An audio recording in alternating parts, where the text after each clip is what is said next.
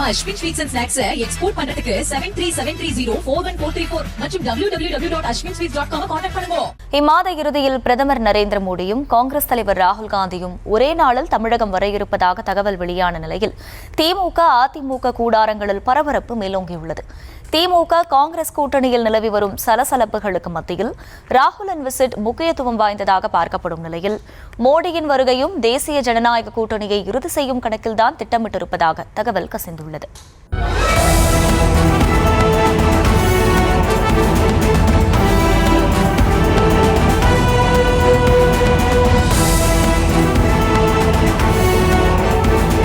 தமிழ்நாட்டில் தேர்தல் பரபரப்பு நாளுக்கு நாள் அதிகரித்துக் கொண்டேதான் இருக்கிறது.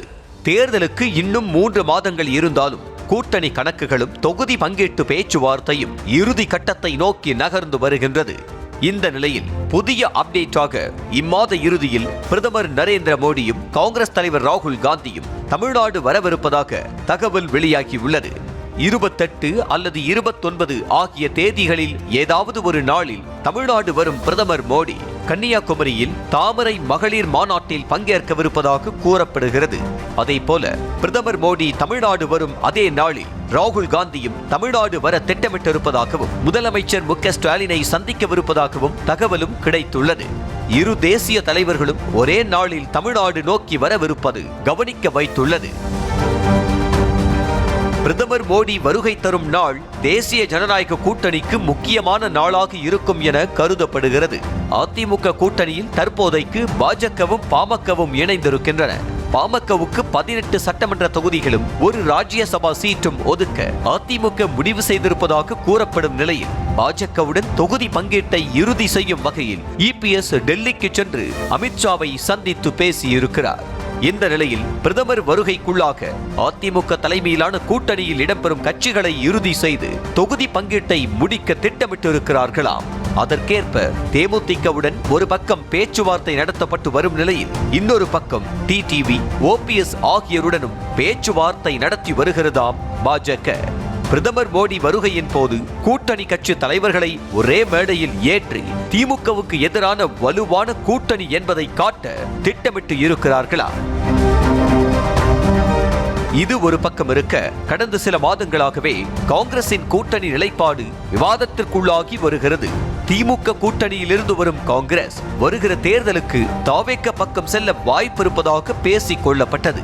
அத்தோடு ஆட்சியிலும் பங்கு, அதிகாரத்திலும் பங்கு வேண்டும் என காங்கிரசின் சில நிர்வாகிகள் கேட்டு வரும் நிலையில் அதுவும் கூட்டணியில் சலசலப்பை ஏற்படுத்தி வருகிறது. அண்மையில் அதிகாரத்தில் பங்கு கேட்க நேரம் வந்துவிட்டது என பதிவு போட்ட காங்கிரஸ் எம்பி மாணிக்கம் தாக்கூரை இந்துத்துவாவின் குரல் என திமுகவினர் சிலர் விமர்சித்தது வார்த்தை மோதலுக்கு வழிவகுத்தது. திமுகவுடன் தொகுதி பங்கீடு குறித்து பேச்சுவார்த்தை நடத்த கிரீஷ் சோடங்கர் தலைமையில் குழு அமைக்கப்பட்டாலும் கூட காங்கிரஸ் யாருடன் கைகோர்க்கும் என்ற கேள்வி அடிக்கடி எழுப்பப்பட்டு வந்தது. அத்தோடு ராகுல் காந்தியின் வியூக வகுப்பாளர் பிரவீன் சக்கரவர்த்தியும் விஜயை சந்தித்ததும் யூகங்களை மேலும் வலுப்படுத்தியது.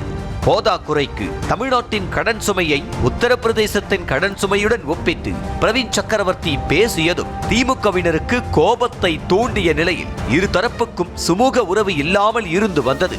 இந்த சூழலில்தான் ராகுல் காந்தியின் வருகை அதி முக்கியத்துவம் வாய்ந்ததாக பார்க்கப்படுகிறது. ராகுல் வருகை மூலம் காங்கிரசின் கூட்டணி நிலைப்பாடு தொடர்பாக எழும் கேள்விகளுக்கும் முற்றுப்புள்ளி வைக்கப்படும் என எதிர்பார்க்கப்படுகிறது.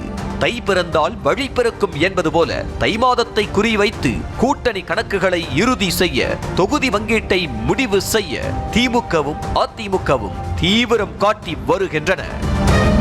நம்ம Ashwin sweets and snacks export பண்றதுக்கு 7373041434 மற்றும் www.ashwinsweets.com கான்டாக்ட் பண்ணுங்க.